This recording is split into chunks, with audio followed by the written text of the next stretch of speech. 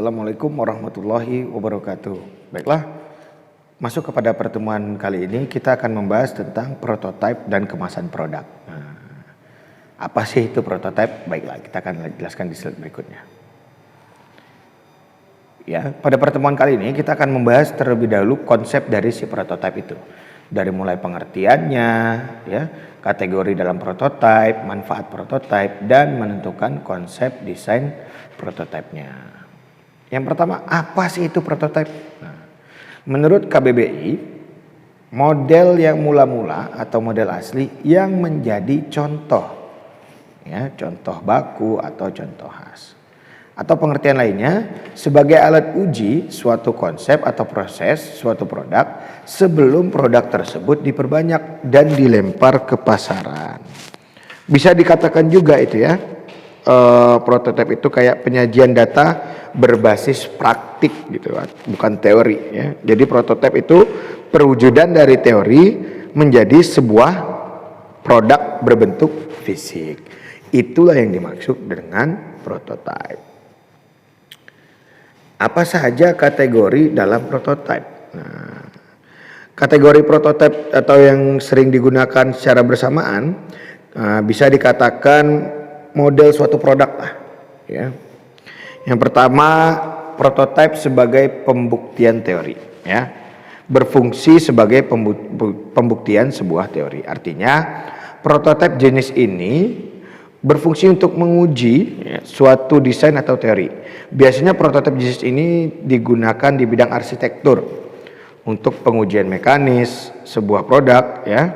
Umumnya prototipe sebagai pembuktian teori ini yang dimaksud ini untuk memberi informasi mengenai kelebihan atau kekurangan desain yang dibuat. Ini kategori yang pertama.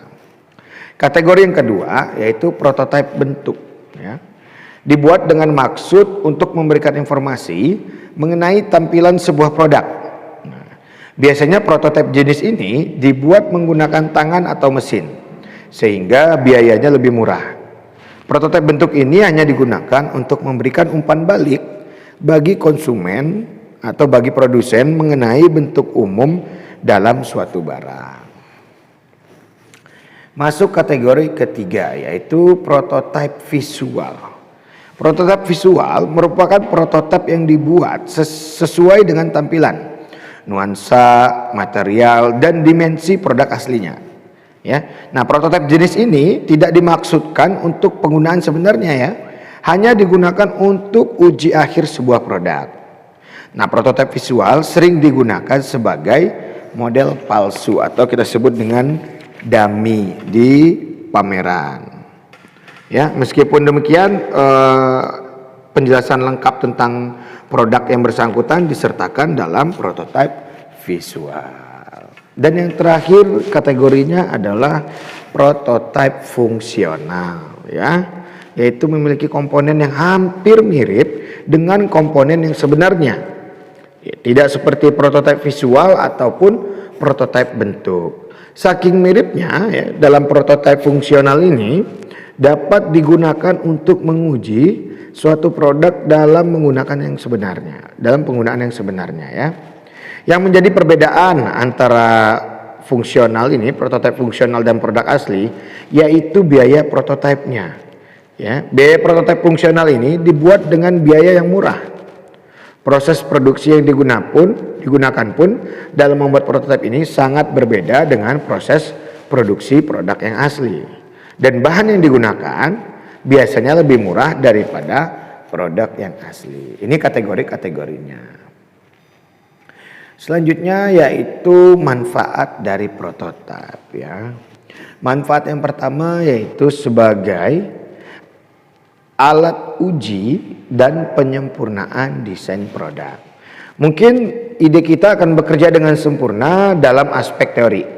Nah, tapi ketika kita mulai mewujudkannya secara fisik, maka kita akan menemukan kekurangan-kekurangan dalam barang yang kita akan buat. Itulah sebabnya prototipe dapat digunakan untuk menguji fungsionalitas ide kita. Kita tidak akan pernah tahu nih ya, apa yang salah dengan ide kita yang kita ciptakan tersebut sampai kita mengeksekusinya menjadi bentuk yang nyata. Nah, manfaat prototipe yang pertama yaitu sebagai alat uji ini. Yang kedua, dapat berfungsi untuk menguji kualitas dan penampilan berbagai jenis bahan. Contohnya, mungkin kita lebih tertarik menggunakan bahan logam sebagai bahan utama produk kita. Nah, namun ketika kita mengadakan pengujian dengan prototipe, kita sadar atau kita tahu bahwa bahan plastik memiliki kualitas dan tampilan yang lebih baik gitu, serta memiliki beban biaya yang lebih rendah daripada yang logam. Dengan prototipe kita dapat membuat produk dengan bahan yang lebih efektif dan biaya yang lebih efisien gitu. Selanjutnya manfaat yang ketiga ya, sebagai alat bantu untuk mendeskripsikan sebuah produk gitu. Apalagi kalau ada produk yang baru nih yang belum dikenal sama konsumen, seorang wirausaha biasanya membutuhkan alat untuk menjelaskan tentang bagaimana sih kualitas produk yang akan dibuat tersebut gitu. Nah, dengan adanya prototipe, maka seorang wirausaha biasanya akan lebih mudah mendeskripsikan produk tersebut. Ini manfaat yang ketiga.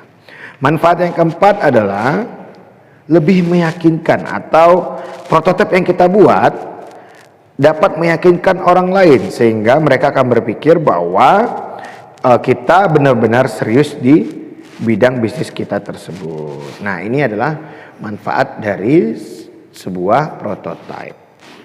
Oke, lanjut ke dalam menentukan konsep desain prototipe. Nah, sebelum kegiatan menentukan konsep pembuatan prototipe ya, kita harus mengetahui metode-metode dan dalam konsep desain prototipe kita.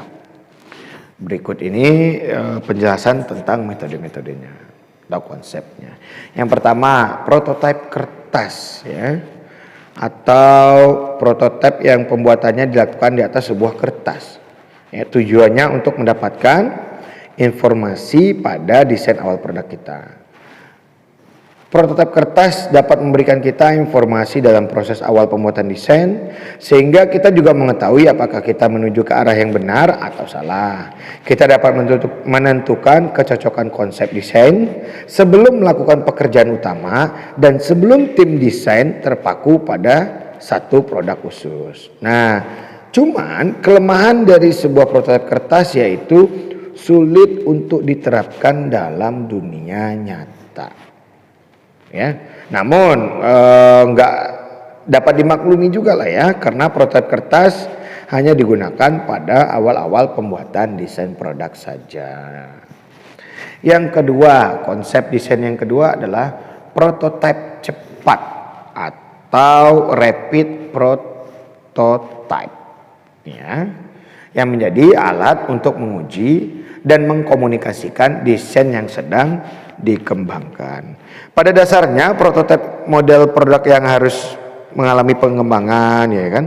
Ini yang digunakan untuk prototipe cepat atau rapid prototyping. Oleh sebab itu, semakin sesuai suatu prototipe dengan produk akhir, maka makin efektif pengujian dalam sebuah prototipe. Nah, salah satu media yang bisa digunakan dalam rapid ini adalah kertas juga. Kenapa kertas? Karena kertas adalah bahan yang murah dan tidak membutuhkan banyak keahlian khusus. Oke, itu saja yang saya sampaikan pada hari ini untuk materi tentang prototipe. Terima kasih, saya akhiri. Wassalamualaikum warahmatullahi wabarakatuh.